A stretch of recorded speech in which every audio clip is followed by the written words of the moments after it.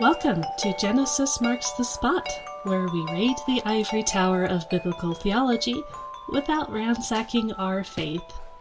My name is Carrie Griffel, and today, in this episode, I have with me my good friend Mike Chu. Mike is a previous guest on the podcast, so if you haven't listened to the episode that I had with Mike previously, I really highly suggest you go back and listen to that. Today we are going to be talking about a theme that is really interesting to me, and I think something that maybe a lot of people haven't heard about, and that is the idea of Job as an archetype of Adam. Mike is the director of the Awakening School of Theology, which we've talked about before, and so for now I will just say welcome, Mike. Thanks, Carrie. Thanks for having me back. These conversations are awesome, and I know that I grow in my faith every time I'm talking to somebody else who knows something about something that I'm not quite as sure on myself, so I love these kinds of conversations. I do too. I think good theological discussions, it's better than just ruminating to yourself and you're hoping that, I hope I'm not nuts. Right? So when you get to test the ideas and talk about it with other people, it really kind of helps just get those creative juices moving. So it's always a pleasure, and this is a topic that I do like to talk about because it's still relatively new to me, and I'm still kind of just percolating and processing on the idea. Yeah, this is what excites me about interpreting the Bible and studying the Bible, is doing so with other people, talking about different ideas, and trying to see things in new light, because the Bible is so multi-layered, and a lot of times we just want to kind of simplify it into one layer and squish that nice layered sandwich into one thing. And if we do that, then we're missing out on so much layered beauty. Yeah, it's basically like taking a mallet against like a chicken breast and you're just basically pounding it down. Yeah, you could do that, but then we wonder why sometimes chicken is so dry. Yeah, that's a good analogy. And it really is, when you're taking all of these ideas and you're looking at the different themes, and this is why I've been talking about biblical theology lately, and why I like the idea of biblical theology, because you can take these different themes and look at them throughout Scripture. And it's not like some either or, you have to choose one option or another option, but rather you see all these patterns and things that keep showing up in Scripture, and I think this really fits a lot of that.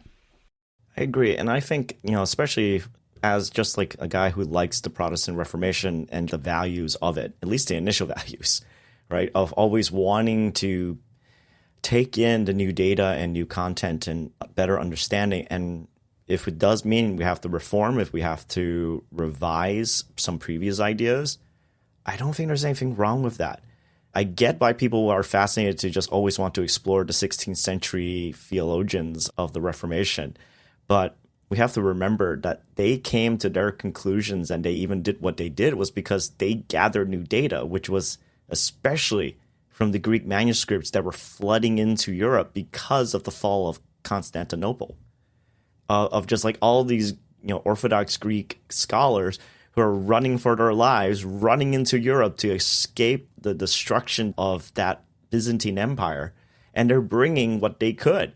And that was essentially how the Reformation started. It was because people started reading the actual New Testament Greek manuscripts and realized, holy cow, there's some word choice differences here versus the Latin Vulgate. Why? And they were just asking simple questions that led to very interesting conclusions. And so I always find it that we should always be willing to be able to explore and not necessarily just jump on the latest fad, but we have to take in the data and we have to really kind of mull and chew over it, because we have to be willing to acknowledge that maybe the previous scholars were wrong. I mean, so much scholarship has changed ever since the Dead Sea Scrolls popped up. And it's harder to read now materials that are dating back to the 1800s because they obviously did not have access to that data. Yeah, and it's the new learning and these new ideas. And when we say new ideas, it's not like we're being innovative in some sense. But as time passes and as ideas build up and they kind of change over time, you have to have new ideas when that happens, because either your thinking and the way that you're processing things is slightly different than the way people were processing things in the past, or else you have new data to work with. And so some of the older interpretations or original readings of the text, they get lost over time when you have things like empire collapses and when you have pastoral issues that they're addressing primarily rather than, textual variants and all of these other kinds of ideas. And so they start thinking along paths that are a little bit different because they're dealing with real things that happen in their real situations. And so their context is it's not going to be the original context. It's not going to be our context. Every time that somebody interprets the Bible, it's slightly different because we're in a different context.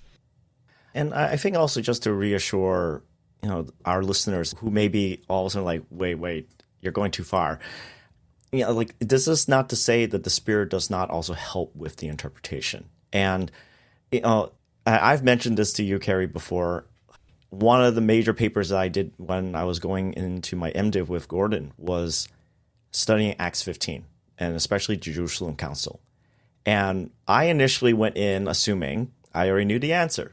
Obviously, the council's whole entire discussion was all about table fellowship, or in other words, how to get Jews and Gentiles to eat at the same table together.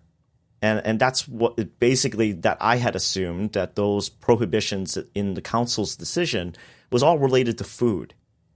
And then it turns out, as I was doing my research, that if I went with that proposal, my professor would have totally just stripped me down, like down to the bones, because of just it's such a weak argument.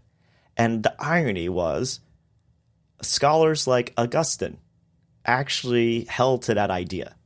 And he even explained the way that we don't follow the Jerusalem Council's decision anymore because now there aren't really any Jews left in the church. So we don't even have to bother listening to this. Yeah. But ironically, in my study, I came to a different conclusion, especially thanks to the work of Ben Withington. But what I found even funnier, and I mentioned it in my paper, was that the real conclusion that I think the council was actually trying to address, Augustine himself actually addressed the same problem, but through a different context, through a different scripture, and because he was addressing a problem within his church. And so to me, it's interesting that the idea is still there.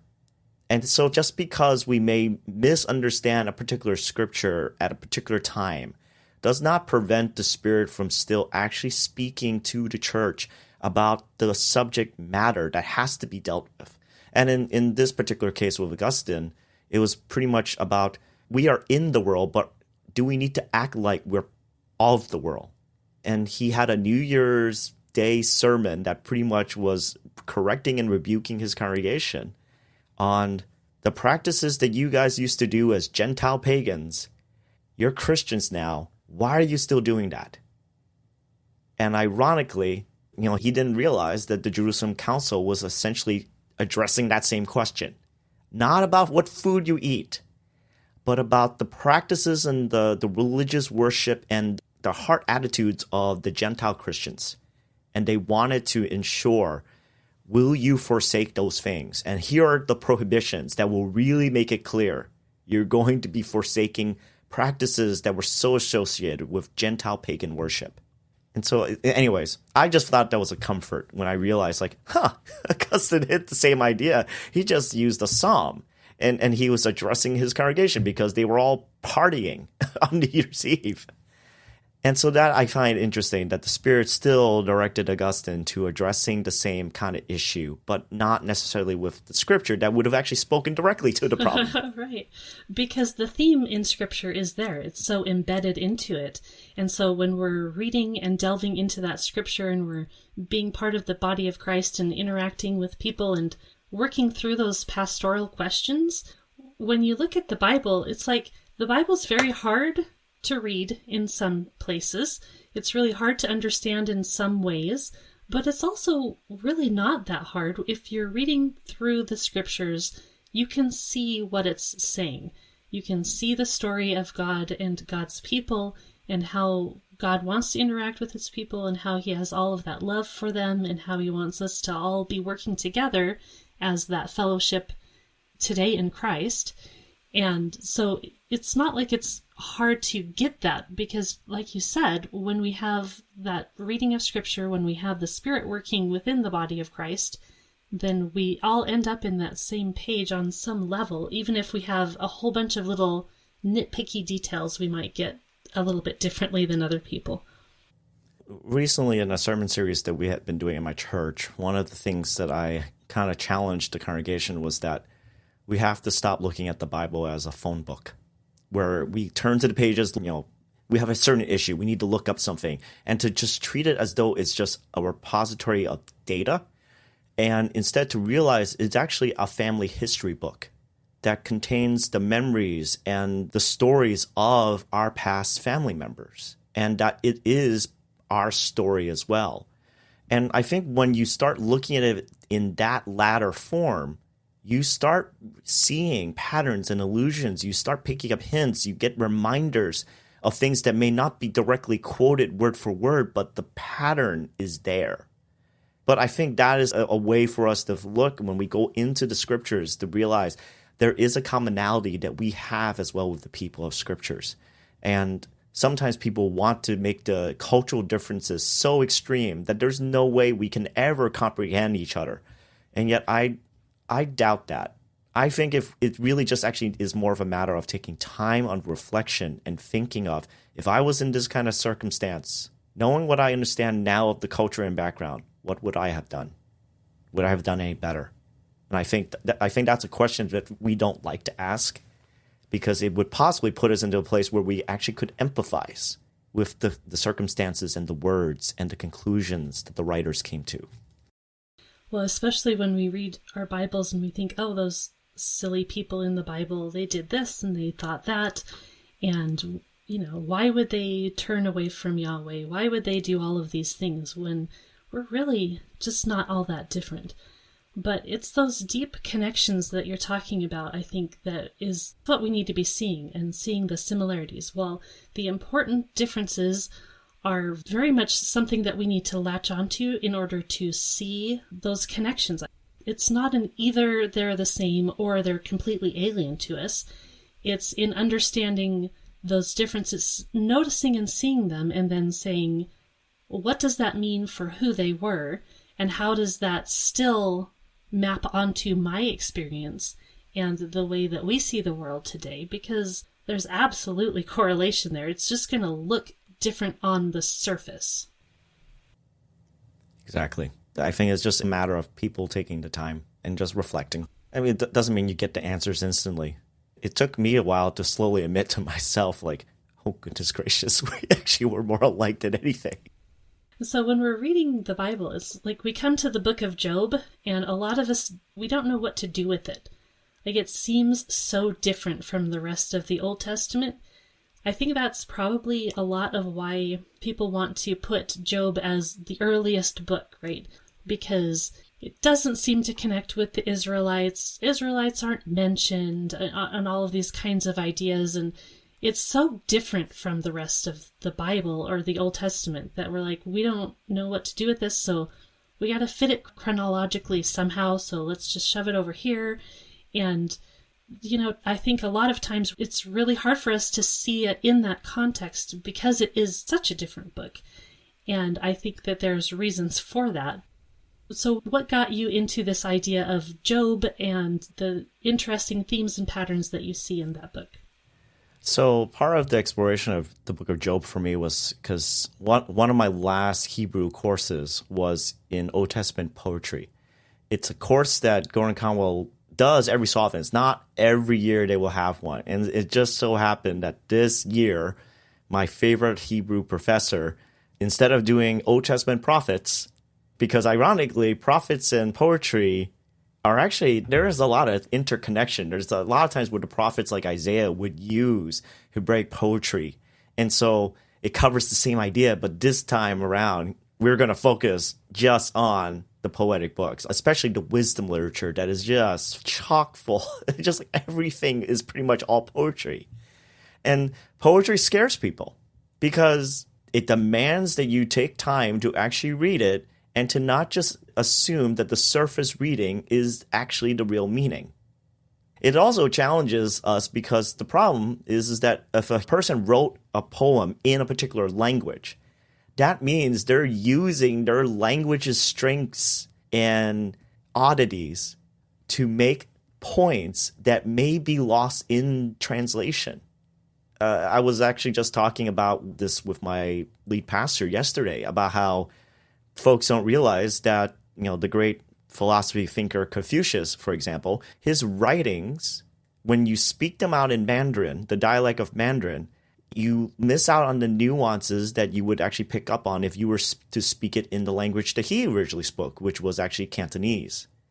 And so a lot of subtle layers of meaning are lost because of the translation from one dialect to another, which is really sad because he obviously great guy and he's really smart thinker and he wants people to think this over and over again and you'll start seeing all the things I put down, this beautiful tiramisu, and instead, it gets translated into a work where it's just one uniform chocolate cake. It's sure, you get that one layer, but you miss out on the beauty of the cream and the sweetness and of course, the alcohol and other things that would be in the tiramisu. And so this is where, we went into Old Testament poetry, and I decided I'm going to do my paper at the end of the term on Job chapter 3 because Job chapter 3 mentions Leviathan. And because Leviathan just shows up so much in unseen realm type of talks and divine council discussions, I just figured I would just dive into that. And I unknowingly did not realize how soothing and how healing it would be to actually study Job chapter 3.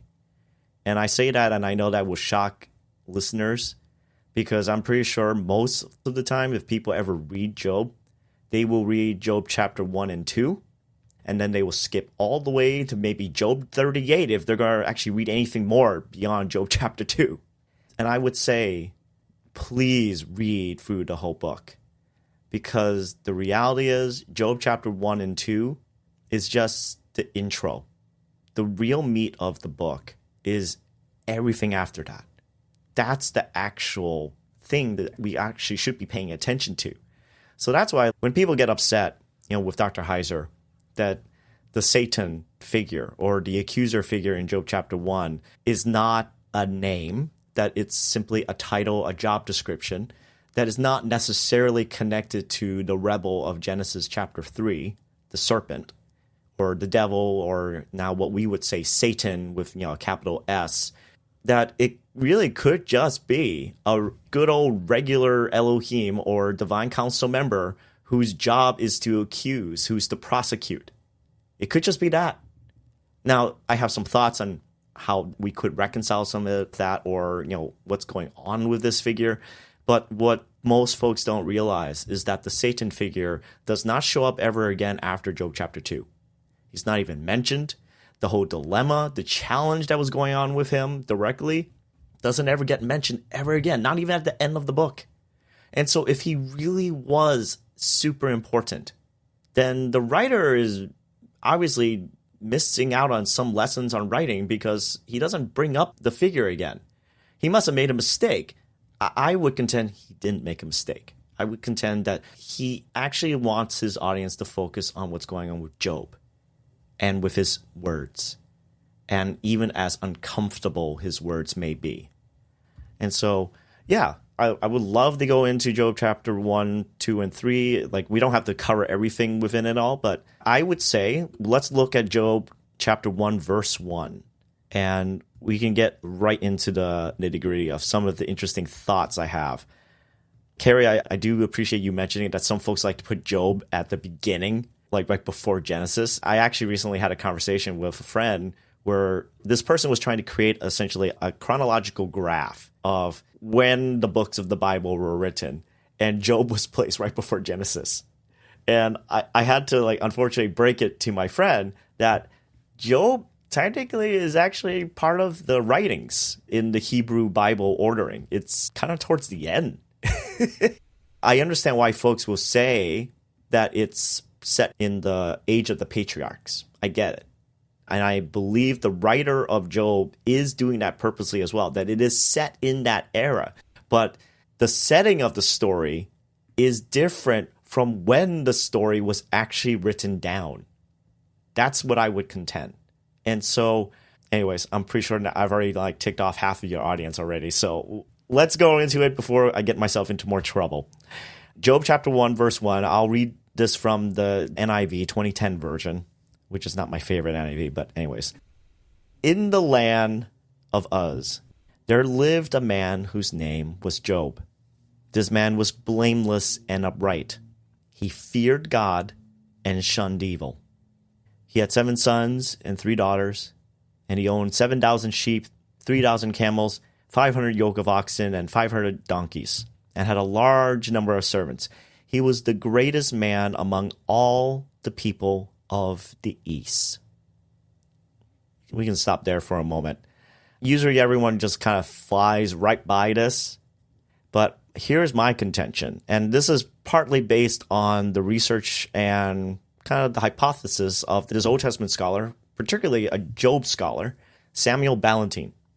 And he contends, folks get very obsessed with trying to figure out where's the land of Uz. Is it Uz or Oz?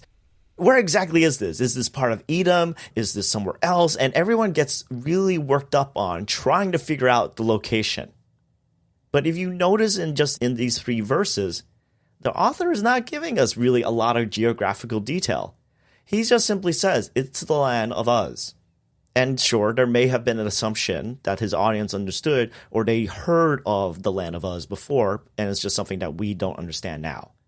But he doesn't give us any other details like any rivers, mountains nearby, whatever else. It's just the land of Uz. And then about Job himself, he mentions at the end of verse 3, he was the greatest man among all the people of the East. That's really descriptive, right? Just of the East. And so instead of obsessing over where is the location of this whole entire story, Dr. Ballantine actually proposes a really innovative idea. Let's not obsess over it. Instead, let's remember, since the book of Job is majority poetry, then it's not going to be focused on giving us propositional or factual details to the greatest detail. It's going to be focused on trying to set up, I want something to be appearing in your mind. I want something in your head right now as I go into the story, as we go into the poetry. I want you to be thinking. I want to provoke something that comes back up in your mind. And it doesn't come up for us as moderns because it's not something we do very regularly. But this is what he would say. And this is from his commentary on Job chapter 1. The book of Job begins with a cryptic but deft announcement. A man there was in the land of Uz. And so he's using a different translation. The man's name, of course, is Job. The prologue will describe his character and life and experiences in due course. But the first part that is given about this man is his locale. He resides in, quote, the land of Uz. To encounter Job, this story suggests one must enter into a world where a place called Uz centers life in particular ways. The precise location of Uz is elusive. On the map, it is somewhere in the east. But for the Jobian story, it is likely that this orientation is more theological than geographical. And that, when I read that, I had to reread that over of wait a minute, this is the first commentary that I opened. I read already several others, and this was the first time I read a commentary. It's I'm not going to obsess over the geographical details. Which was wait, what? This is, okay, this is different. And so he then continues. In Hebraic tradition, the east is the direction that orients the entire cosmos in the ways of its creator. I'll read that again. The east is the direction that orients the entire cosmos in the ways of its creator. Primeval Garden of Eden was planted, quote, in the east, Genesis 2:8, thus marking the place on earth where humankind was first introduced to God's cosmic design and charged with the responsibility to till and keep it. Genesis 2:15. The revelation and the summons came first to Adam and Eve. The prologue to the book of Job invites the reader to understand that the world of God's design, with all of its promise and mystery, has now been entrusted to Job and his wife. I won't go into further more, because he just expands on this further. But to give you a clear idea for your audience of what Dr. Ballantyne is getting at, he's pointing out that his hypothesis is that Job is another version of Adam. He's a thought experiment in some sense. Not to say that Job never existed in real life, but that in this story that we have, that we call the book of Job, that Job here is a thought experiment of, what if Adam and his wife never disobeyed? If they never disobeyed, would they still have experienced suffering in their world? His conclusion is the answer is yes. And the reason is not because of their own sin. Would you still experience suffering if you had never done anything wrong? And the answer is yes, because Adam, or in this case, Job and his wife, cannot control the actions of other free agents in creation that could also inflict harm upon them. And so that basically kicks us all off right into the story of Job, that we're being given a description of a guy who's living in a very idyllic time. And here are some little clues from the text about that. Verse 2 in chapter 1, the author says, he, Job, had 7 sons and 3 daughters. What is 7 plus 3? 10. Dr. Heiser, it's one of the works that I was helping him out with. It was the first time I got introduced to the idea that numbers have other meanings, that there is like a second layer meaning or a double entendre that may be happening. And it just so happens that in a Hebraic mindset, the number 7 and 3 are considered perfect numbers. They're great numbers. They're perfect. We know this intuitively about the number 7 because of the 7 days of creation. But the number 3 was also considered a nice, perfect number. And then when you add them together, they come out with the number 10, which is also another perfect number. And so let's go further on. Verse 3, Job owned 7,000 sheep. Well, that's funny. 7,000. 3,000 camels. Well, that's funny. 3,000. 3 times 1,000, which is, you start seeing something odd happening here. 500 yoke of oxen, 500 donkeys. 5 is also considered a really good perfect number. 5 plus 5 equals 10. And then a large number of servants. We're not even going to try to count that. Right? Like most of us, we read this and we think this is an accurate, this is some sort of real detailed count of how much he had. But the reality is that what the author is trying to convey is he has just the perfect number of flocks. He has the perfect amount of animals. He has the perfect amount of livestock. It's perfect. He's living in a perfect type of world and just ridiculous wealth. He has so much wealth that he could actually employ a whole bunch of servants that they can't even count the number. And so you start getting the setup that Job is living in a very ideal environment and that he was the greatest man among all the people of the East. If Ballantyne is correct, and I think he is, then the author is trying to set us up as the reader to have reminders of Job kind of sounds like what I would imagine Adam, if he was living in my day and time, if he had access to the same kind of culture and time, I would imagine this is how Adam would look like, that he would have immense wealth. He would have immense flocks. He would have lots and lots of servants, and he would be living in luxury, but also in good harmony with creation. And so that was just in the first 3 verses. It's the setup of this Job is a really cool dude. He's rad. He's blameless. He's upright. He's doing the right stuff. He's fearing God, which is a great sign of a good, pious man. Job is the guy. He is the guy you want to look up to. And that's the setup that's happening here in chapter 1. So any thoughts, questions, Carrie? I would love to, let's talk. So if you have the idea of the Genesis narrative with Adam and Eve in the garden in your head, and you read this, this is going to start giving all of these light bulb moments to you. Maybe we'll say it's parallel to that story of Genesis. Yes. The way that Ballantine would even say it is that he would propose that, so he says later, this theological orientation suggests that the book of Job functions somewhat like a sequel to the book of Genesis.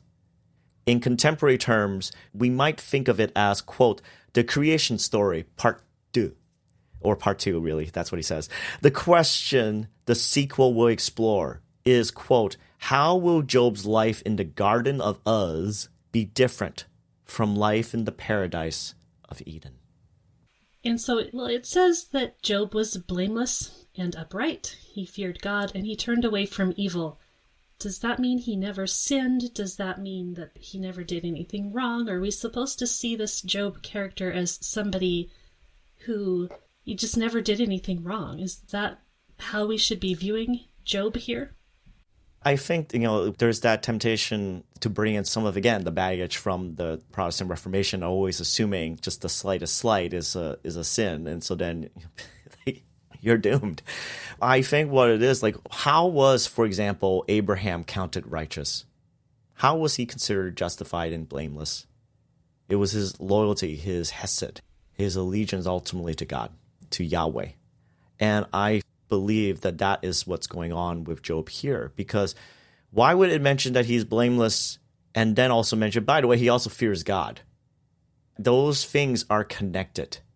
To fear God, and some people get really worked up about the word fear, and I addressed it actually in the Job series that we did at my church, and I explored the concept of numinous.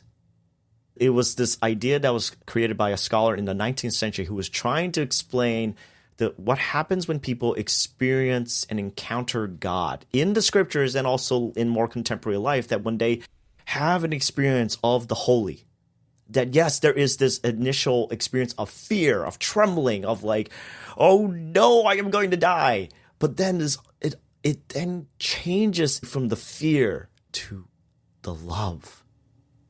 It's like you feel the fear, but all of a sudden it transforms into, I am so drawn to you. I am so attracted to you. Yet you are so fearsome, and yet you are so beautiful. It is, in many ways, the ways to describe it is the fearsome love, or the fear and love, or the terror and love.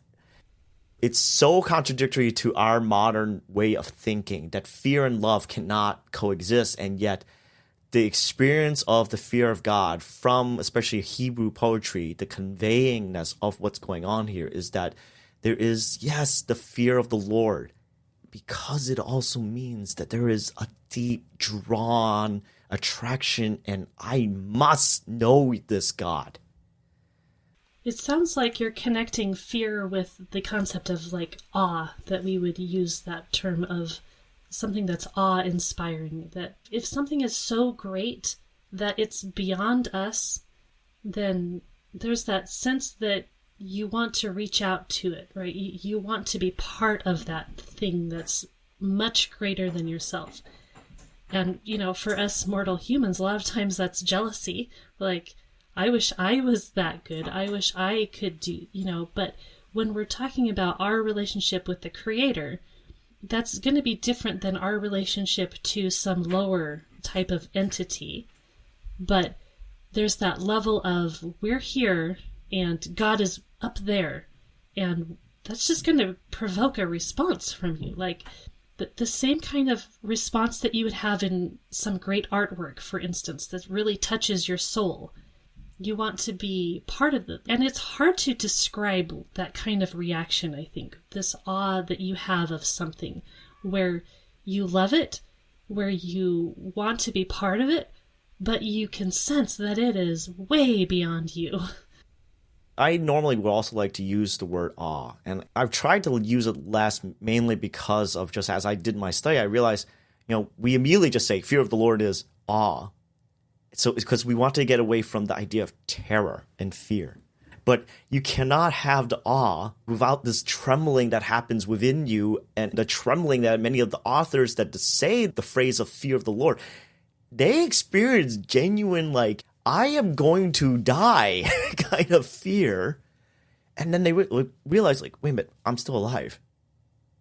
And like, I'm still here. and when that initial reaction of fear just kind of fades away, what fills the vacuum is the love, the draw. And so I think that's why it's hard for us to understand, because we just get so wrapped up in the fear.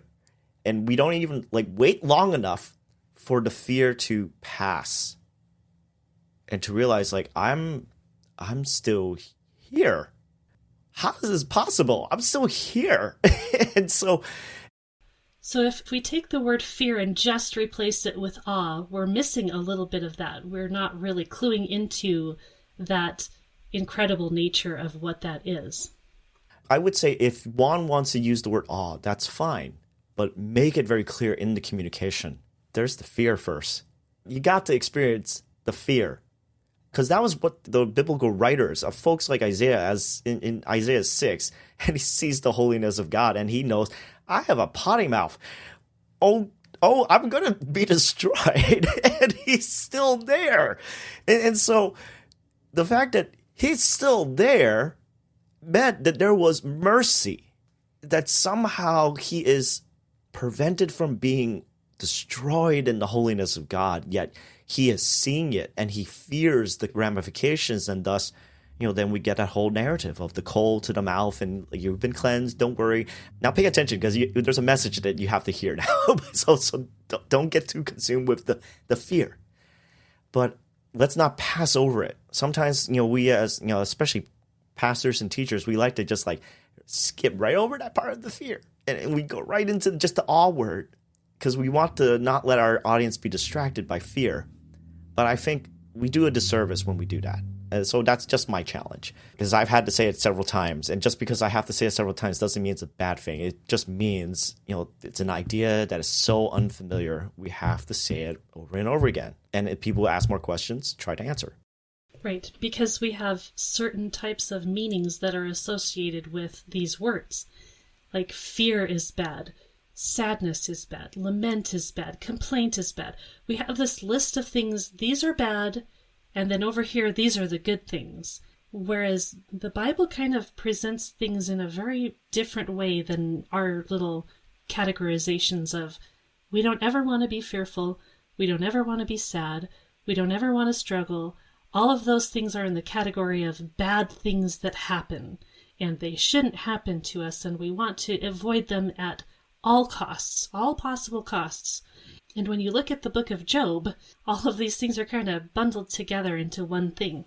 And really all of the poetic narratives of the Bible, it's like you see real people engaging with God in these deep, deep ways, and we don't like that. A lot of times it's uncomfortable to us. We don't want to lament, we don't want to complain, we don't want to be fearful. We just want our nice little sunshiny lives of happiness and flowers, and that's what goodness is to us. And I think, when we in the church do kind of present this triumphalism, as though the triumphalism is supposed to be 24/7 all the time, every day, we do really a disservice to our people. Jesus never promised us that we would have suffering-free lives. And he even promised that, actually the thing that he did promise ultimately was that we would suffer, especially for his name.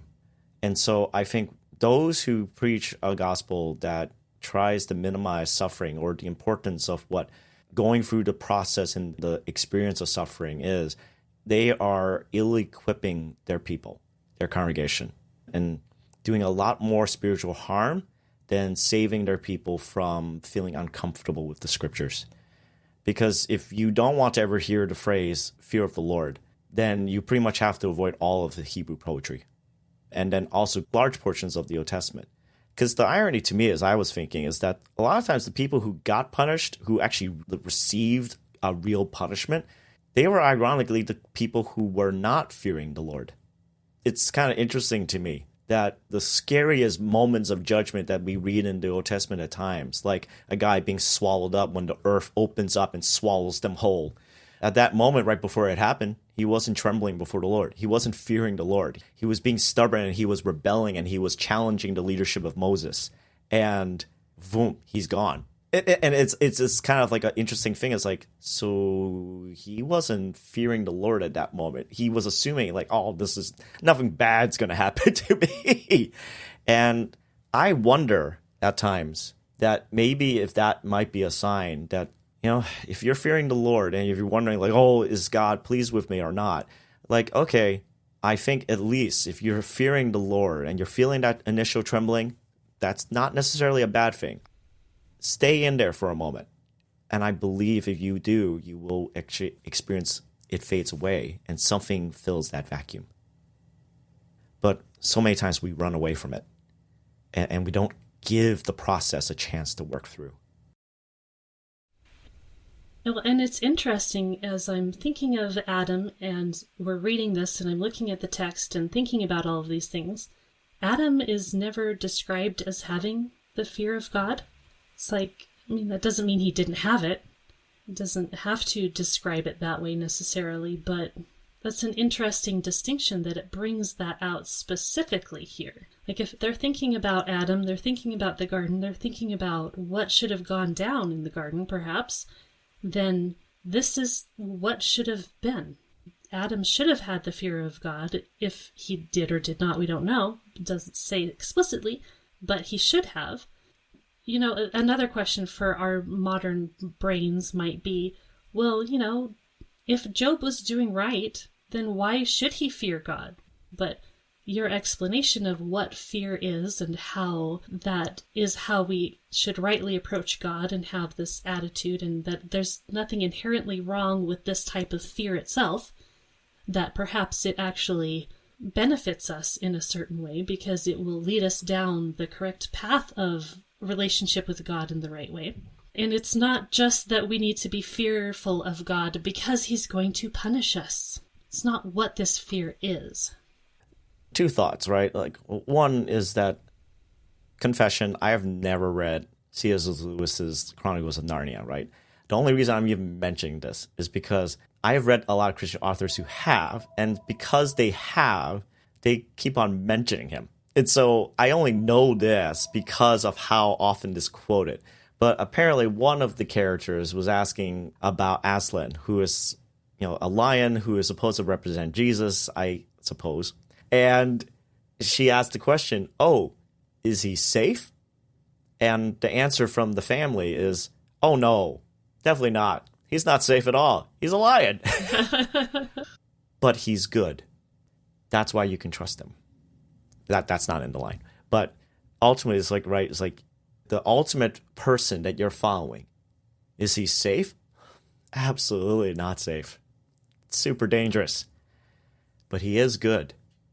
Meaning the power and the might and all the other things that is going on with him, including my fax machine right now, is that the goodness of this leader will be what directs the use of his fearsome power, right? And so that's one thought. The second thought is that, Adam did experience fear, but unfortunately he experienced the fear apparently afterwards, right? After eating the fruit, after disobeying, and then especially when he heard God walking in the garden, which is a very interesting kind of thought because the way that the Hebrew verb there indicates this idea of a repeated pattern. That this is not just something that God just came particularly just for like, oh, I just caught you. I knew this was going to happen. But that it's at this time I take a walk and I would actually be walking in the garden. And so I think it's probably both. It's an interesting thing. It just like so happens to be at that time, which also indicates some sense of judgment, but that it's not like he was trying to catch them in the act. And so I would say Adam did experience the fear, but he experienced the fear a little late. And what's interesting is that the part of the whole thrust of the fear of the Lord, especially as is used in Hebrew poetry from the Hebraic thinking, is that the fear of the Lord is the beginning of wisdom. And so if only Adam had feared the Lord before eating the fruit, ironically, he would have gained wisdom.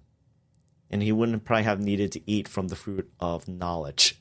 So anyways, that's a rabbit hole we can go into in one other episode another time. But does seem to me that Adam's fear, it didn't lead him to trust because he hid.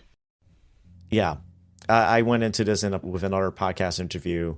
I think the whole entire of them being naked and then ashamed is interesting, but we won't go into that right now. But it's just an interesting thought when you look at some of the Hebrew wordage.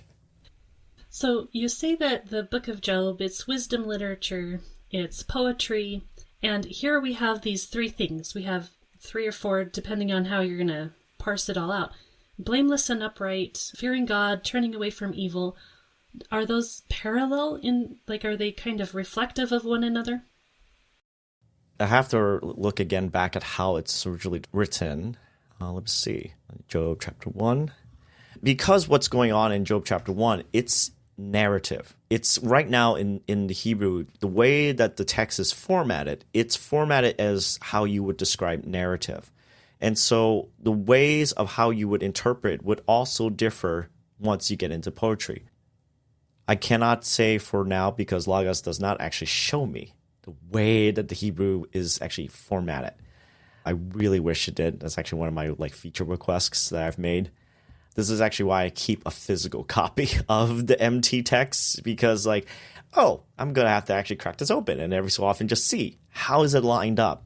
For now, I will simply say I think they are descriptions. They are one after the other. You could say there is a parallelism that's happening with blameless and upright, but I don't quote me on that. Don't make a complete 100% guarantee. I wouldn't be surprised though that they're repeating the same idea.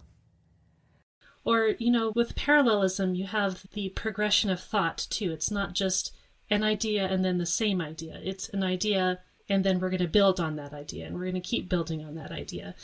And so even if this isn't poetry, we can still look at these ideas and look at how they're connected, because even if one flows just directly from the other in a series pattern instead of a parallel pattern, these things are all related to the character of Job and who he is and how he lives his life, and they're going to have very specific meaning. We don't yet have the word righteous, but it is applied to Job, is it not? He's called righteous? Or is it just blameless? It is blameless, and the Hebrew behind that is tam, perfect, healthy, whole. And so it's not necessarily righteous. And, it is an interesting kind of question and debate is that, and Middleton in his book, Abraham's Silence, he mentioned that Job and Abraham are seen almost sometimes by the rabbis, by rabbinic commentary, as they were rivals. And there was this kind of contention in some sense of who was more righteous or who's better than the other? Is Job? But Job is a Gentile and he's righteous, it seems. And that of course threw some of the rabbinic commenters into a tizzy as they're trying to figure out what to do with Job. And, of course, in the end, a lot of them concluded, no, Abraham's better. I won't say why, but, we're just going to say Abraham's better. And so, but it is an interesting thing when you look at them, that there is, you have a righteous Gentile like Job, it looks like we have here. And the reason Middleton brings it up is because he does take the idea that Job is actually a corrective of an episode of Abraham's life that he would contend, and he would build out his case in Abraham's Silence, that Job is the corrective to where Abraham failed, especially regarding the sacrifice or the command to sacrifice Isaac.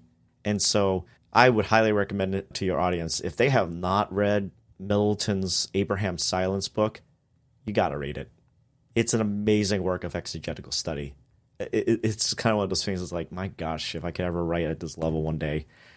But anyways, it really was just amazing as he's just going through the history and he's just going right into it. And yeah, he makes a really compelling argument. That's all I will say. Now, I don't want to ruin it for folks, but you should totally check it out if you haven't read his book. So we have Job, and we're like, what do we do with this book? And we're just going to shove it to the beginning of Genesis and just leave it there.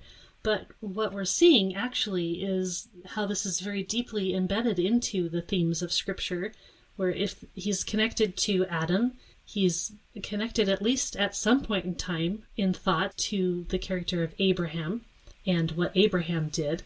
And that it makes a lot of sense, especially when you're looking at the way that the Tanakh itself is ordered, because of where the book of Job comes in the ordering. And if you're reading it in the synagogues or you're reading it, in study like that, you're going to come forward with other ideas before you come to the book of Job. And so you're going to have all of that percolating in your head, or at least you should. In our illusion, if folks are wondering about Adam and Job, right, we can skip all the way to like Job chapter 2, and we get to Job chapter 2, verse 3 to 5.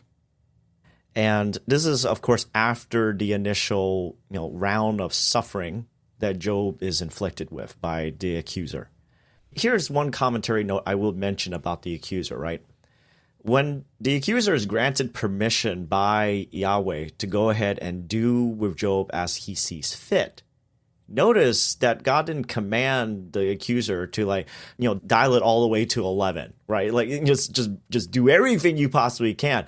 He just basically, all right, you have the power. But this is a free agent. This is a divine being who has the ability to discern or decide how far do I want to take it. Do I just kill off maybe half of his sheep, half of his flocks, maybe kill some of his servants? No. This divine being decides, I'm just going to wipe out everything. And in just the most dramatic and most flamboyant or just explosive way possible. and so while I don't necessarily personally believe that the accuser figure is the rebel from Genesis 3, I do understand why some folks may think he is.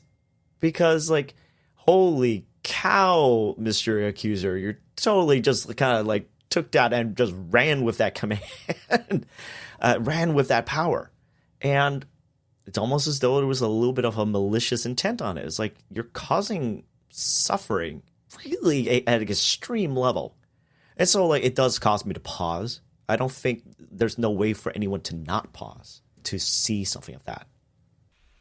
Okay, so this is actually a really, really good point for this discussion about the Satan and how he is seen or not seen in the book of Job. So if this is the narrative that is parallel to the narrative in the garden, and we're supposed to see Job as a second Adam of sorts, then why would we not see the Satan as the serpent in the garden? I mean, I think you can make an argument. You can make, sort of these parallels and make a connection that maybe this is the serpent.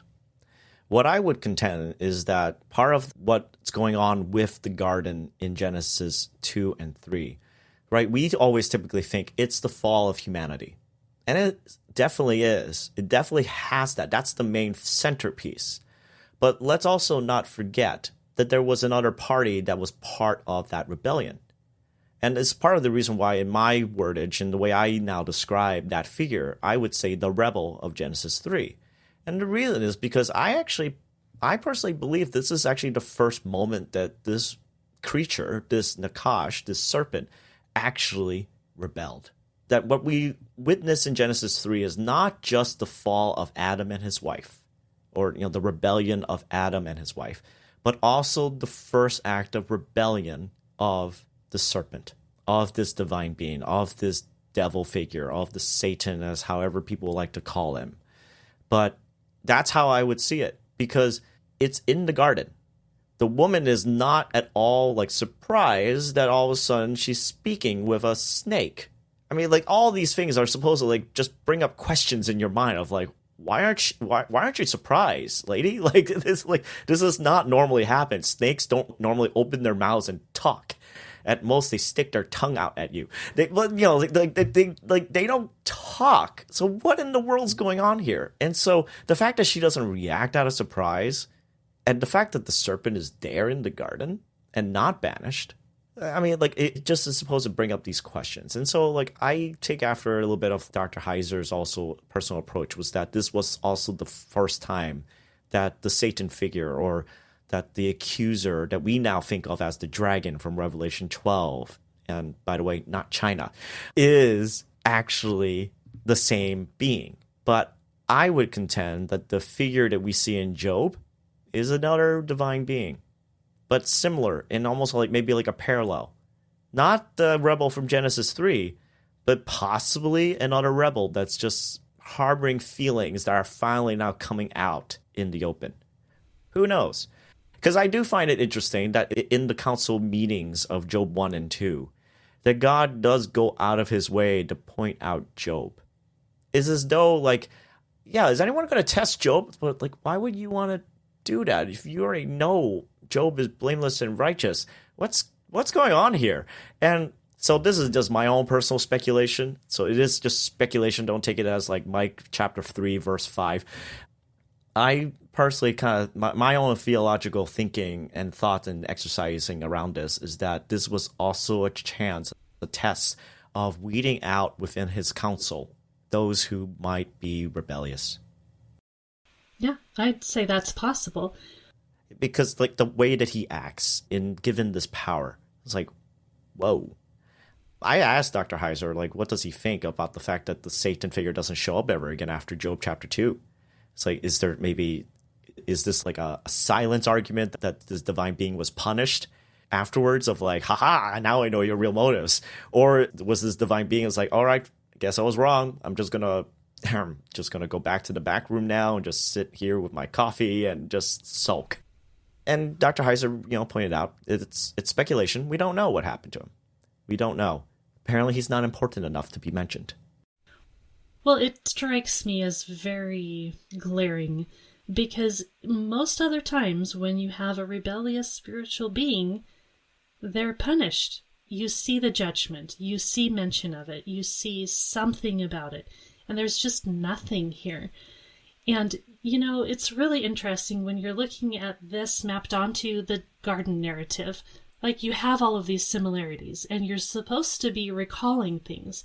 But that doesn't mean that everything is going to be the same. Like, that doesn't mean that Ha-Satan here, the accuser, is the same being as the serpent in the garden. Especially when you already know that the serpent has been cast down to the earth or the underworld, whichever. So, if you already have this idea of the serpent's already dealt with, are you going to think, this is the same guy? Maybe you'll think that. But maybe you'll just be like, no, it's not the same guy, but we have the same pattern going on, or the same kind of thing going on, but there's clearly also a twist here. Because as you said, God points Job out. The Satan doesn't come up and go, hey God, you know what? You see this guy over here? I don't like him very much. Can we do something about him? Because I just think that he's this goody two-shoes. The Satan is not pointing him out. God is pointing him out. And so that's a massive, massive difference. God didn't send the serpent over to talk to Eve. We don't have God directing him in the garden. We do have God directing the Satan here, though. And so I think when we're mapping the stories onto one another, you've got to see the similarities. And once you start looking, it's very glaring. But the differences matter. They matter a big deal, especially when you're supposed to be looking at this from a slightly different angle. Like, you might see the garden narrative as being this narrative that is wrapped up so much about human rebellion, but obviously we have this spiritual being who's also rebellious. And here, it's kind of the same thing where there's testing going on, we might say. I don't know what kind of word you want to use. Testing, temptation, whatever. Trial. That's going on here just like it went on in the garden, but there are definite differences here. So to just say, oh, look, it's the same, and we're just going to conflate the two, I think you got to have really subtle thinking there, and you really got to think maybe that's the case, but maybe not, because of the differences that are going on here. They're very vast differences. And for your audience to understand, what Carrie and I are doing, we're not trying to create a new theological framework and thus forth, you must interpret it this way. We're just simply exploring and showing what happens when you look at the scriptures and you ask questions that may or may not have a complete answer. And just let the scriptures be as they are. They do not give us a definite answer for the identity of this Ha-Satan. And there is no slam dunk, ultimately, when you see even that word used throughout the rest of the Old Testament. Because if we want to relegate the word Hasatan as though it's a name, then we have to then contend with the problems, such as when the word shows up describing Yahweh.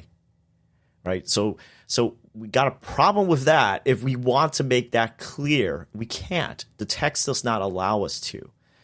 And I honestly don't feel that there is anything lost from just expanding the possibility that the figure here is not the Satan, the devil, the rebel from Genesis 3. It actually solves some problems for me, right?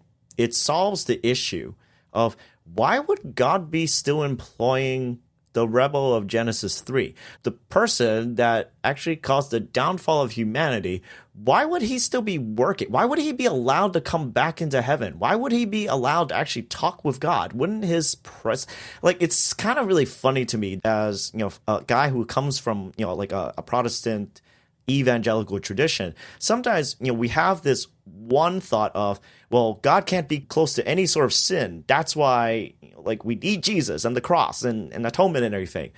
But then somehow we just turn a blind eye to, if this is the Satan from Genesis 3, how in the world is he allowed to come into the presence of God in the book of Job before the cross even? How's that even why is that allowed? And we don't want to ask that question because then that kind of ruins the previous theology that we just had about God can't be close to any sort of sin. It would just be really destroyed. But obviously, this Hasatan is not. And so we just have this very interesting dilemma. And I would say it solves a lot of issues that we would have if we just realized that this is a different figure. So you were going to read a couple of verses in Job chapter 2, and I think there's some interesting things that we could talk about here. So as I was mentioning, if folks are wondering about, again, these allusions back to Genesis, and is Job almost like another version of Adam or a version 2.0 or 3.0, I don't know. There are folks, if you're just wondering about the concept of Adam showing up as an archetype, just look at the story of Noah. And just tell me, is there anything that's familiar, especially after the flood, when God is giving a promise back to Noah? Is there something that God says that reminds you of Genesis 1 to chapter 3? That's all I will say. I think Job is just following, and whoever is the writer of the book of Job is following in that same tradition, that there are folks that are types that are supposed to remind you of Adam and of the garden. And so here in Job chapter 2, this is after the whole entire first set of sufferings that the Hasatan, the Satan or accuser figure does. And so God basically says, almost a repeat from chapter 1, then the Lord or Yahweh said to the Satan, "Have you considered my servant Job? There's no on earth like him. He is blameless and upright, a man who fears God and shuns evil." So, after everything that this accuser had done, still the same description: blameless, upright, fears God, shuns evil. And he still maintains his integrity, though you incited me against him to ruin him without any reason. The Satan figure responds back, skin for skin. A man will give all he has for his own life. But now stretch out your hand and strike his flesh and bones, and he will surely curse you to your face.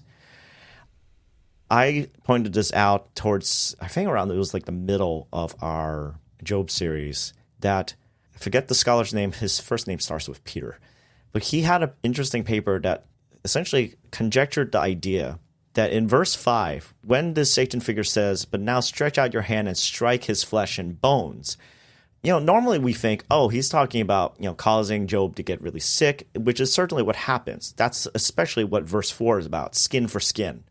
If your skin is at risk, if your very life is at risk, you would do anything possible to save your life. That's what the Satan figure is going at.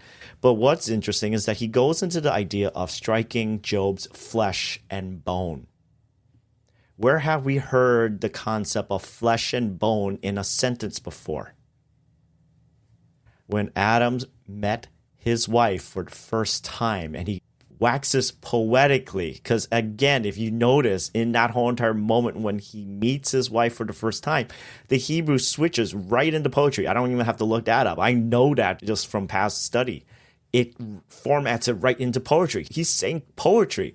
This is flesh of my flesh, bone of my bone.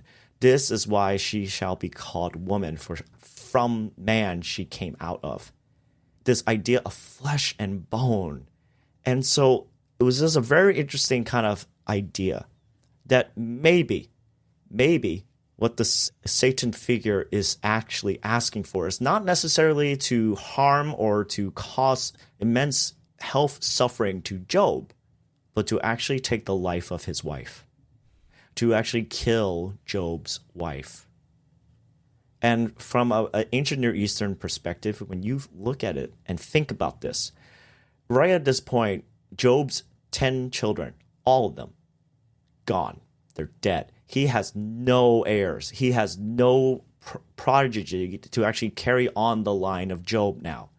The only way that can possibly happen, if something were to occur again, is it's going to have to happen through his wife, through being husband and wife, to have more children, to somehow repair what was lost in continuing the genealogy of who Job is. But if you take out his wife, you're essentially cutting Job off from ever having descendants. And I find it very interesting that if this proposition is true, that the whole entire flesh and bones is a reference to the wife, then God's response is comforting. Because he says in verse 6, back to the Satan figure, very well then, he is in your hands, he being Job, but you must spare his life. If life is a metaphor or an allusion back to the flesh and bones, to the wife, God basically placed a limit on this accuser. You are not going to kill his wife. You can do what you want with him directly, but you are not going to do this to his wife. When I encountered that thought when I was doing this paper and as I was getting ready for the sermon series, I felt anger at just the thought that Job's wife was being targeted. Like, wow, is there any better way to break a man than to target the one that is supposed to be he is one flesh with? So yeah, that caused me to pause. And it definitely did cause me to wonder. It's like, I get it. I get why some people might think this is the devil from Genesis 3, because if this is true, if the flesh and bones is an allusion, a call back to Genesis 2, then that's down and dirty. That's taking it way too far. Well, and okay, so then his wife does speak after that, which she doesn't speak in chapter 1, right? No, she doesn't. Yeah, so the fact that she speaks now, that's fascinating. And of course, the thing she says is further fascinating. In the ESV, she says, "Do you still hold fast your integrity? Curse God and die." So, wow, that's... Yeah. If her life was just spared and she just said that, that's kind of interesting. And, the way that I take it is that she's seeing his immense suffering. I mean, because at that point, he's taking broken pottery and scratching his sores. It's just like, holy cow, that's painful. And what we see is a glimpse of the despair that his wife is experiencing. And in reality, when we go through despair and just trying to react to pain and suffering, we are going to say things that are pretty insane sounding to when we're like calm and rational. But it's essentially like, just get it over with. Like, wouldn't dying be easier? And in reality, like in some sense, yeah, it would. Like, just to end it all. But Job is not doing that. And notice that even in his reply, yes, in the ESV and in the NIV, they will say things like, "You're talking like a foolish woman." But he doesn't curse her. He understands, like, you're having a moment of insanity right now, too, because of this suffering. That, like, just call it out, and we're just going to move on. And he even responds back with even more of an interesting rationale. Shall we accept good from God and not trouble? Yeah, he's not blaming the Satan. No. It is, and one, he doesn't know it's the Satan that's doing it. From all they can understand from their perspective, all this is coming from Yahweh. And I say that very clearly because, the name Yahweh is being used. So this is not just a random Elohim. This is, like, from their perspective, they're thinking this is happening from the one creator God. And Job's reaction is, are we going to accept good from him only? Which, it's like, what do you say to that? I was like, holy cow, man, that's wise. It's sombering, but it's wise. Like, whoa. Well, and I'll say, so this is super interesting. Again, when we're mapping this story onto the story of Genesis, in the story of Genesis, we have Eve who encounters the serpent herself. And then she takes it over to Adam and says, hey, come have some fruit. It's so delicious. And Adam just takes the fruit. He doesn't correct her. Whereas here, we have Job's wife. She is also trying to tell Job to curse God. And Job's like, no, listen, that's not the right thing. Let me correct you. Let me guide you to what is the better way of being, how we ought to react to God and what's going on with our lives, and how we still are going to be trusting God in all of the things that's going on. That's not what Adam did. But here we see Job acting in the way that Adam should have acted. So if folks are interested in exploring more of this, so I did look it up, of the actual article. The article is called, one quote, "Strike his bone and his flesh. Reading Job from the beginning." It's written by a scholar named David Shepard of the Institute of Theology, Queen's University, Belfast. It's in the Journal for Study of the Old Testament. It's a publication back in 2008.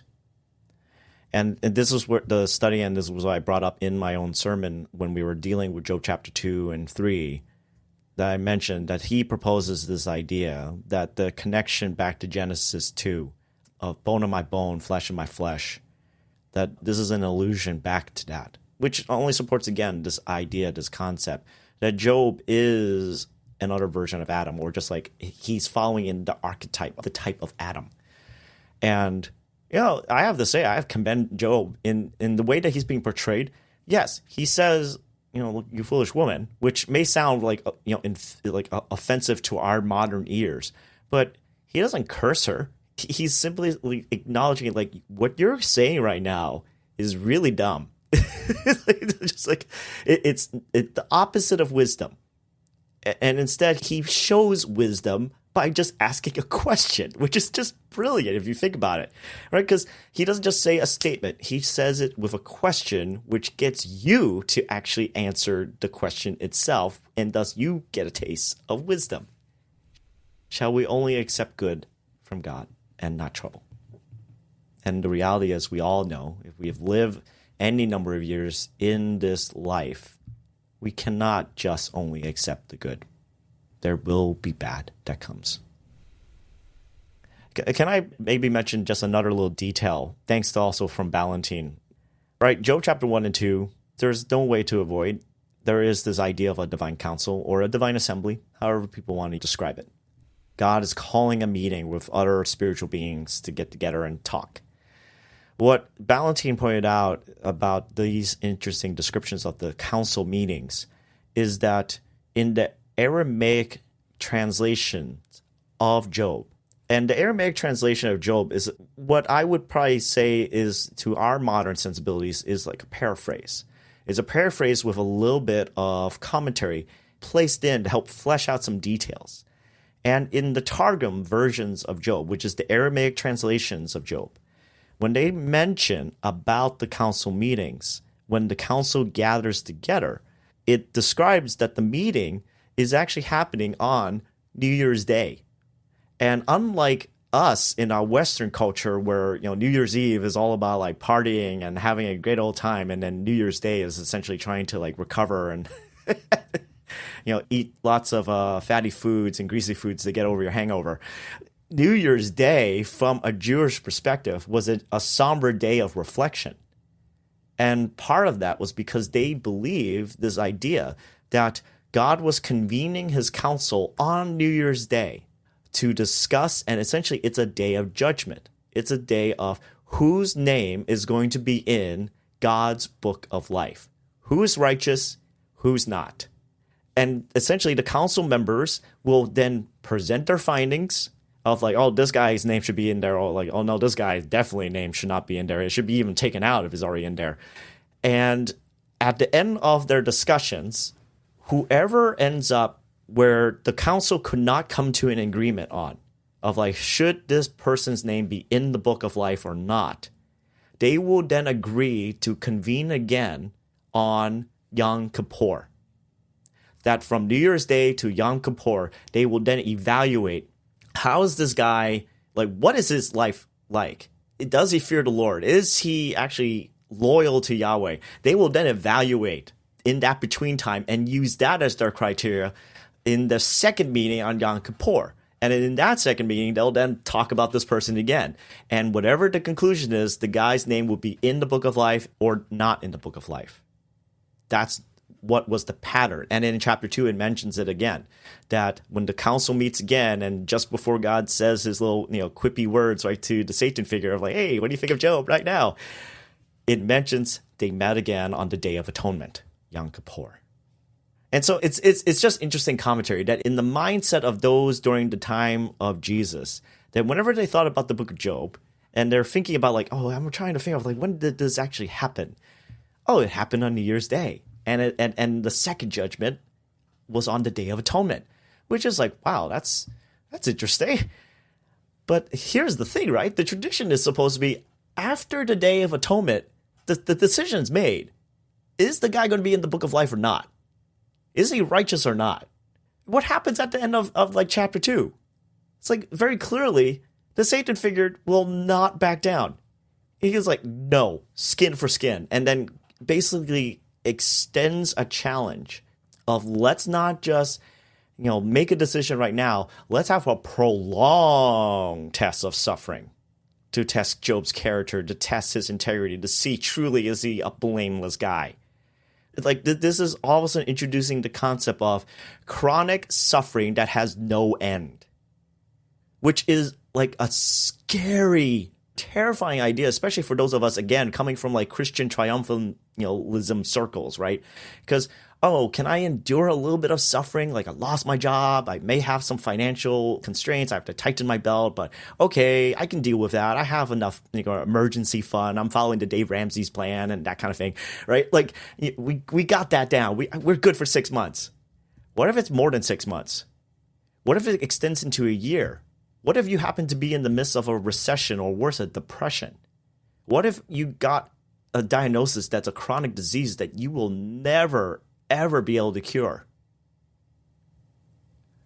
That's the kind of suffering that we don't really ever want to think about. And that's essentially what this Satan figure is introducing. Why are we keeping the judgment period between New Year's Day and Yom Kippur? Let's extend it. And so, like, afterwards, we have no chronological markers after chapter 2. Like, it was just like the hints we get maybe is that it's months later by the time Job's friends show up. And they're just like, what the heck happened to you? And like, but it's a really interesting concept of like, oh, goodness gracious, there is now no end in sight yet of the suffering that Job will be enduring. And that concept frightens me, if I'm honest. So, anyways, yes, Job chapters 1 and 2. It's chock full of, it just makes you faint. And like if people just want to camp out on this for months, you totally can. But my admonition is go into chapter 3. Right? The way I started off in Job chapter 3 in my sermon was simply about how everyone loves Job of chapter 1 and 2. They love quoting from him. They love mentioning him. There are even songs like, Matt Redman's Blessed Be the Name. Like you give and take away. Like that's directly from Job. He's quoting from Job. We all love Job from Job chapters 1 and 2. But once we get to Job chapter 3, we all of a sudden is like, I don't know this guy. Like, Job who? Nope. I don't want to know who this dude is. Because once you get to Job chapter 3, people wondered, like, what happened? What happened to Job chapter 1 and 2? The hero of faith, the guy that was, like, saying, like, this awesome stuff naked I came into the world. Yes, that's the kind of faith we need to have. And then we get to Job chapter 3, and he's basically saying, I wished I was never born. I wish I didn't even exist. He's going into something that all of a sudden we get very uncomfortable with, and then we just ignore. I've read too many commentaries from well-meaning pastors who've tried to make Job sound more like their theological expression than really what's in the text. And the irony of that all is that these folks are folks who will say they believe in biblical infallibility or inspiration and authority, but then in their own versions of Job, when they paraphrase Job, they will then try to make Job chapter 3 sound like he's an amazing, upstanding dude from the Reformation tradition. If you will entertain me for that, I will read from one of these kind of things. Because I was appalled when I realized that this particular author that I, had admired and I respect, wrote this to sort of gloss over what actually is said in chapter 3. His version of Job chapter 3, his paraphrase is, "O angel-riven heaven, and if I know the signs, it means some cliff is in my way.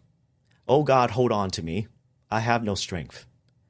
This dawn is darkening over me, and I do fear another fall may lie before me in this path of pain." That is nowhere close to what Job chapter 3 even says. Wow. Just wow. I was completely appalled. And whenever other, well-meaning pastors, they're like, I'm going to write a book on Job. And of course, they pretty much skip all of the poetry. They focus on chapters 1, 2, and then jump right over to 38 to 40. And one of them even tried to do chapter 3, but it just gave a glib line of, oh, Job just wished he didn't live. It's like, really? That's what we get from chapter 3? And so I think it is just evidence, though, Carrie, that our evangelical culture at times, we are just so frightened at the concept or of the idea of meditating on pain that we just don't know what to do. We just don't know what to do with it. Yeah, it's a hard thing. It's just something that we're supposed to just get over to live our merry, happy lives and live our best life today. And this idea of if you just take care of yourself, then you'll be fine. If you just do all of these self-care regimens and everything, then you'll get past that and don't need to worry about it, and you shouldn't feel any of that. It's hard, but we need to face it straight on. And I think one of the things, and the reason I mentioned that, I initially went into my study in Job chapter 3 because I just was like, oh, cool, the Leviathan, I want to talk about that. It started out as an intellectual exercise, and then it turned out to be a very pivotal moment for my own personal healing. Around the start of the time when I started my seminary career at Gordon Conwell, my wife and I discovered that she had ovarian cancer.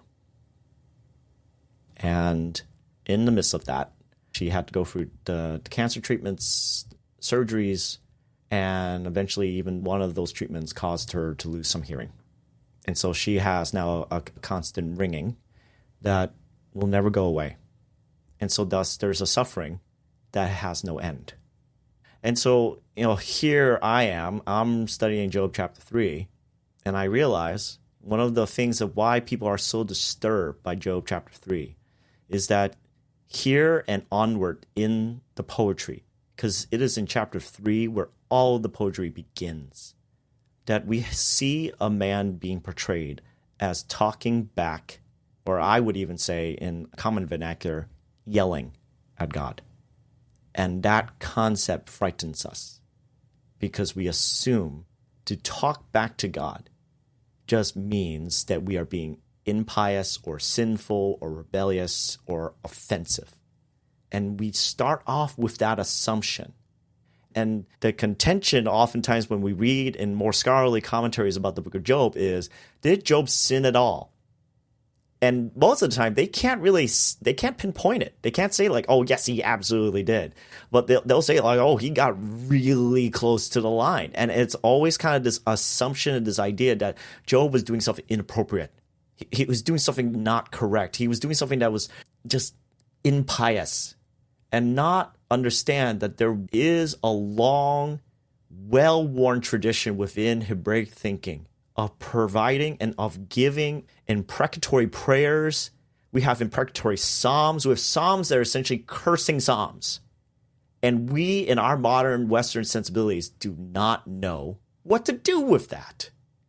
Because we have bought also into the idea that the only things we could do is we're in God's house, we have to be quiet, we have to be proper, we have to be respectful, we have to only say kind things and proper things to God. And we are so shocked when we get to Job chapter 3, we don't know what to do with him. We just don't know what to do with him. And I have to say, it's again folks like Ballantine, Habel, Middleton that help actually get me past that obstacle, that barrier that I didn't even realize I had. That there is actually something very right about what Job was doing. He wasn't keeping the pain internally. He wasn't trying to shove it down. He wasn't trying to ignore it. He wasn't trying to excuse it. He wasn't trying to rationalize it. He wasn't trying to just hope that, if I give it 6 months, maybe it'll get better. Instead, he engaged with his emotions and he just let out what he was feeling. And even the build-up to verse 3 in chapter 3, in the narrative, it basically is supposed to give you the sense of, I'll just read it right from here in Job chapter 3. It starts off with after this, which is supposed to make you remember what happened right before, which was his friends showed up. They cried with him. They sat in the dust and ashes with him, which, by the way, dust and ashes, a scary thought is like, are the dust and ashes the dust and ashes of his children? Of everything that was destroyed? I'll just leave it as that. He's in this terrible state. And they sit together on the ground in verse 13 of chapter 2 for 7 days and 7 nights. So the narrator, the author, is trying to set you up in this moment of like, okay, so he's quiet for a whole week. Perfect amount of time. 7 days. Perfect amount of time. Because they saw how great his suffering was. And then in verse 1, after this, Job opened his mouth. And you're supposed to have that release of tension. So he's quiet. What is he going to say?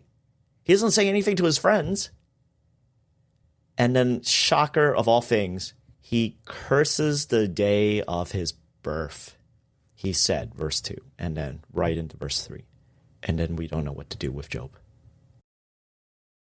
It is this idea that we have, that we go from Job, he is described multiple times as blameless, which, as you said, that word has connotations of perfection or the rightness of what he's doing. He's fearing God, he's turning away from evil. And then we get into this and we're like, wait, this sounds like he's turning too evil to me. Because we're not supposed to have this kind of language directed to God, which he's cursing the day of his birth, and it doesn't say explicitly he's talking to God, but who created Job? He's acknowledging the creator here and the creator's role in Job's existence. Like you said, we don't actually even know if he has any idea about the Satan's role in any of this. I think we could probably make some assumptions that he's going to assume that there were spiritual entities behind what was going on, because that was just the way that they framed things back then. If something happened, it was in response to something in the spiritual realm, in some way, shape, or form.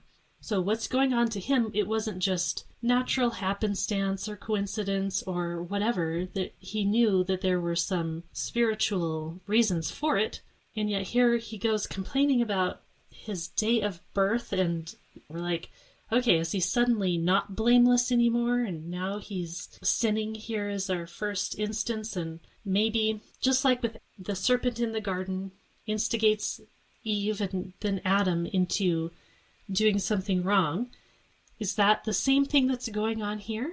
are we supposed to see Job as now being sinful? I think that should be one of the biggest questions on our minds as we're looking at this, and we're trying to figure out how this maps onto the story of the garden, which both of those things, the story of the garden and the story of Job, also have to map onto what our lives are like too, and how that impacts us, and how we should relate to God.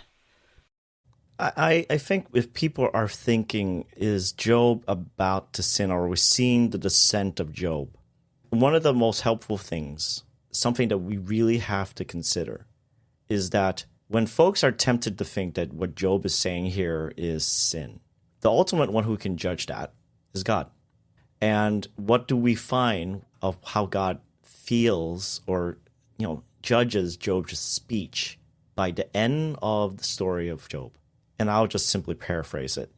He basically said back to Job's three friends, interesting, he only talks to the three friends, not to the fourth guy. He simply mentions, with you guys, I am angry with. You're going to have to ask Job to please pray for you, so that I would forgive you, because Job spoke rightly to me. That the words that essentially with God's evaluation of everything that Job says was right to God. The three friends did not think anything that Job said was actually right. I mean, that's the whole entire drama. That's the whole entire dialogue that's going back and forth. It's dialogue through poetry. It's like a rap battle. It's like you have like Job and his three friends, and they would all tag one another of like, okay, you didn't take him down, I'll do it. And they would just go back and forth, and Job would just defend himself, push back on their accusations, push them back against the theologies that they are proposing. And they could not take him down, they could not pin him down, and he refused to be pinned down. And in the midst of his whole entire theologizing with poetry, what we notice is that Job keeps on addressing God. He keeps on saying, I want an audience. I want him to come here before me. I want to talk to him. I want to bring my complaints before Yahweh. He's quite bold about it. And his friends are pretty much of like, now who dares to do something like that? Why would you do that? Stop it.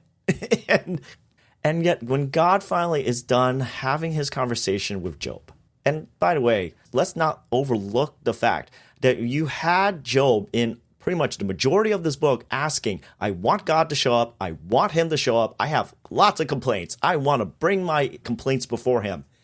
And God actually does. Don't pass over that. He actually does show up. He comes alone. He appears, yes, in the whirlwind, but he actually shows up.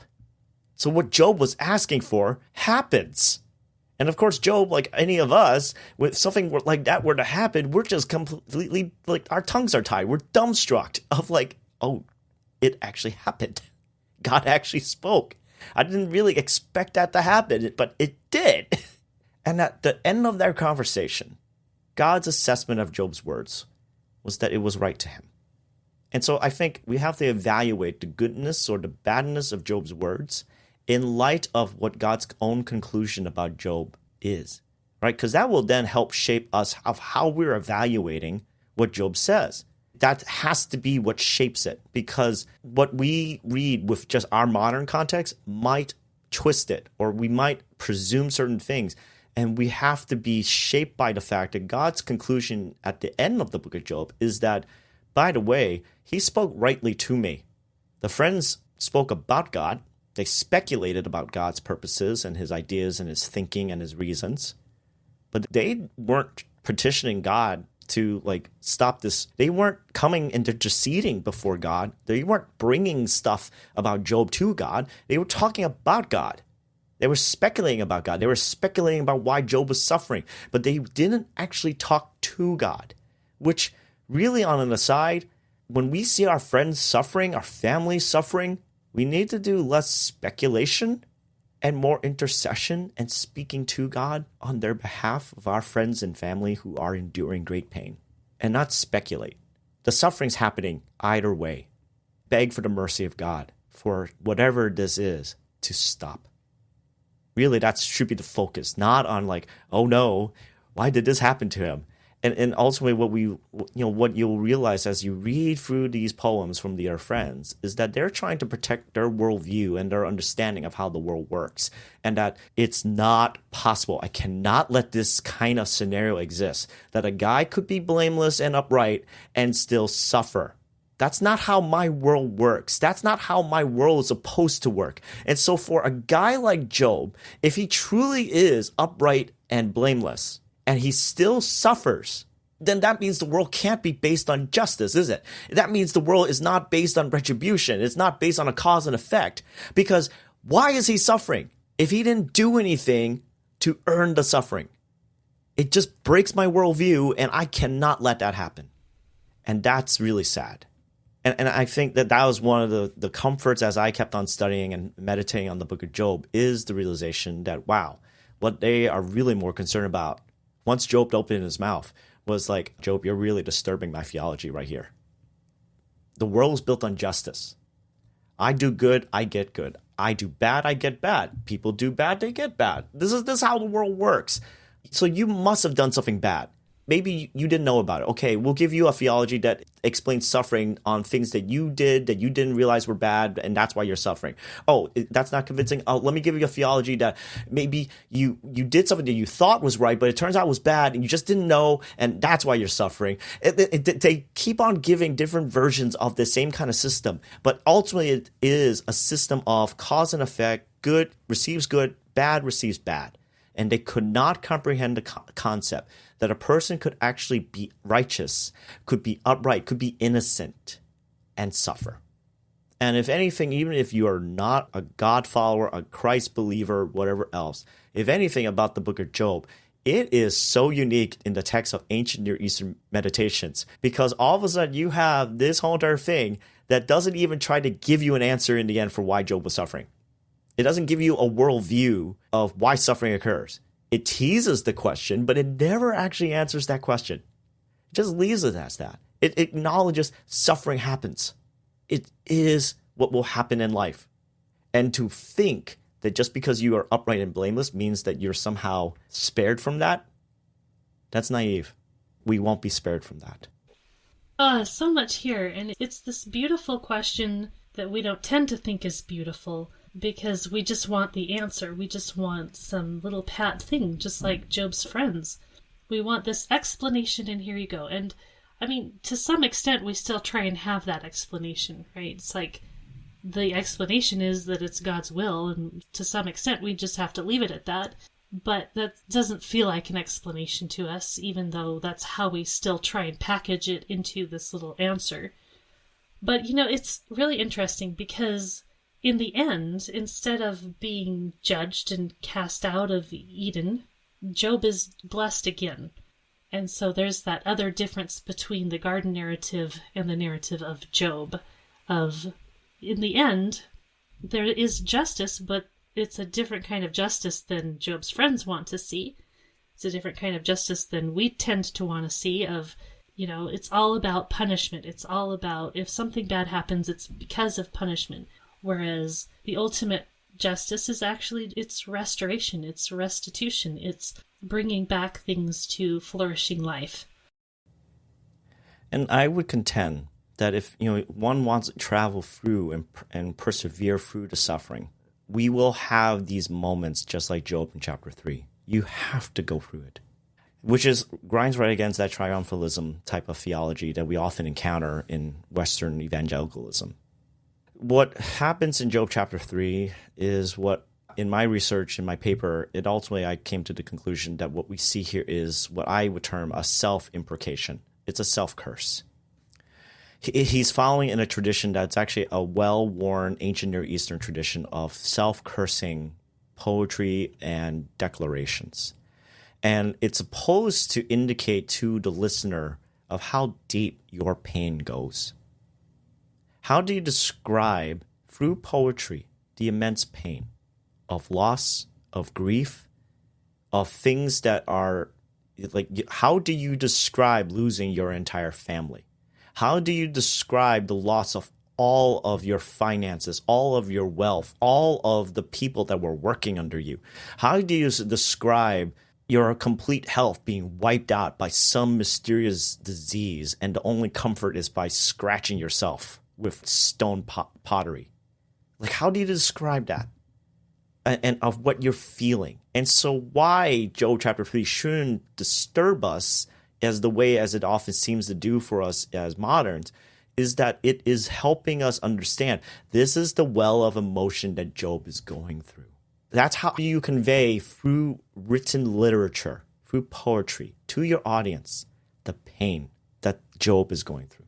And I find that the way that the writer of Job does it is brilliant. I know this is running a little long, so I'm not sure how we will do this. I don't know if this will be like a part 1, part 2.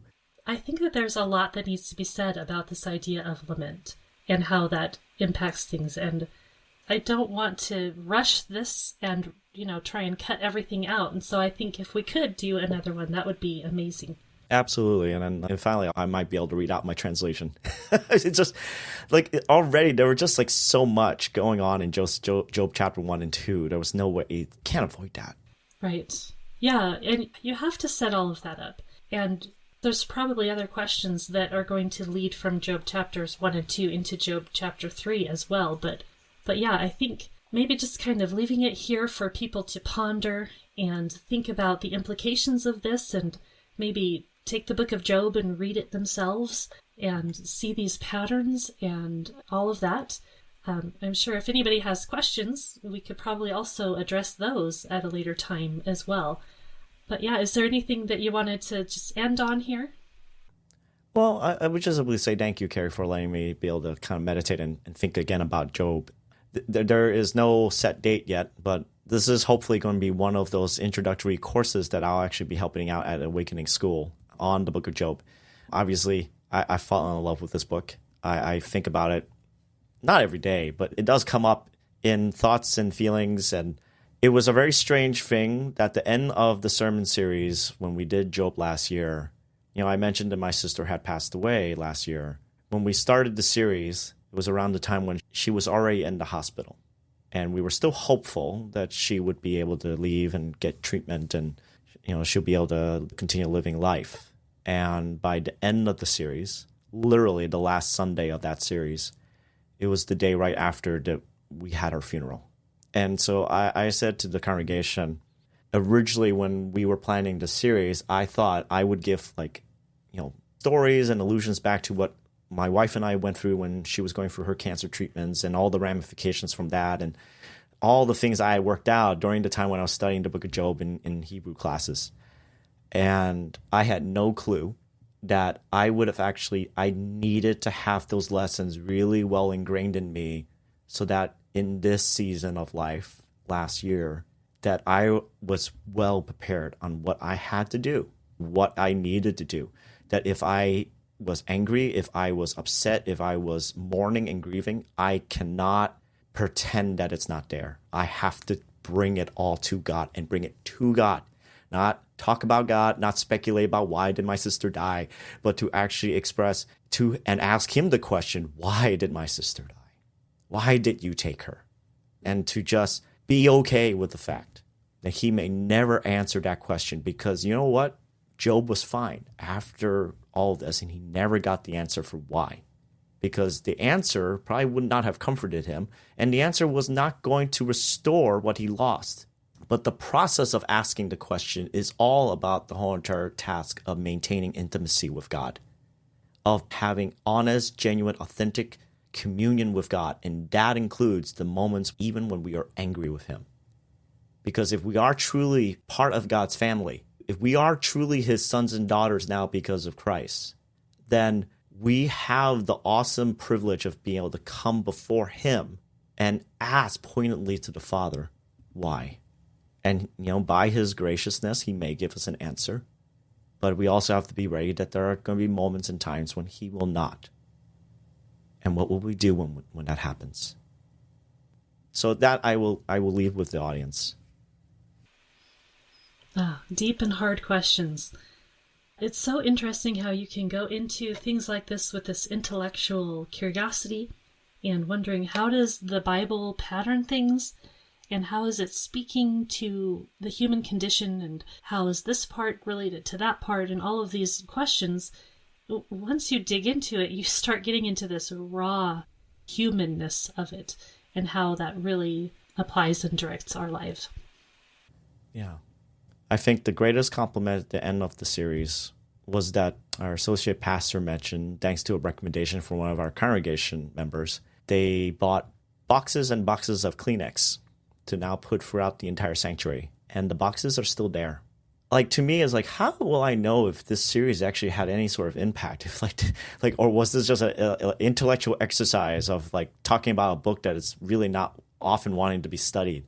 And that the effect was that people realized I need a box of Kleenex nearby just in case. That I realized it gave our congregation, especially in the context of everything that our world had gone through for the last, now I have to say, like 4 years. A lot of people did not have a chance to process or grieve or mourn or to yell at God. And in our series, we essentially resoundingly gave them the permission. You can do it in the righteous way that Job did it too. He did not sin. He spoke directly to God. And ironically, the sin or the offense to God was when people speculated about him and about why the suffering was occurring, and why Job then had to be the one to like pray and offer sacrifice for the forgiveness of his 3 friends who were now in trouble with Yahweh. And I find that very fascinating, that Job was the one that spoke rightly to God. And if we can model ourselves in the way that Job did it, we find healing in that process too. Yeah. All right. Well, I think we will leave it for that, and we will have another conversation about this soon, for sure. Thank you, Mike, so much for coming on and talking about this. Thank you, Carrie. All right. Well, we've got a bit of a long episode this time, but I hope that you will agree with me that I think it's worth it. This was a great conversation, and I appreciate that Mike came on and talked to me about the book of Job.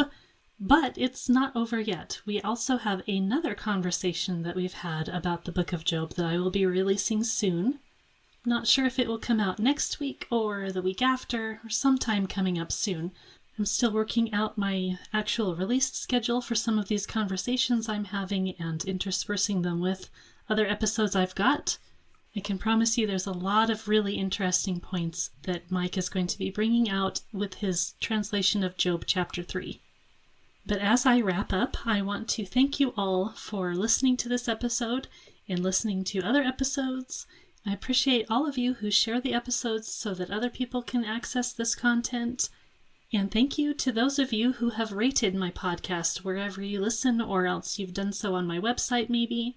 I've gotten some new ratings this week, and that is always exciting. And of course, a big shout out and thank you to all of my Patreon and PayPal supporters. You guys are such great blessings to me, and I really appreciate it.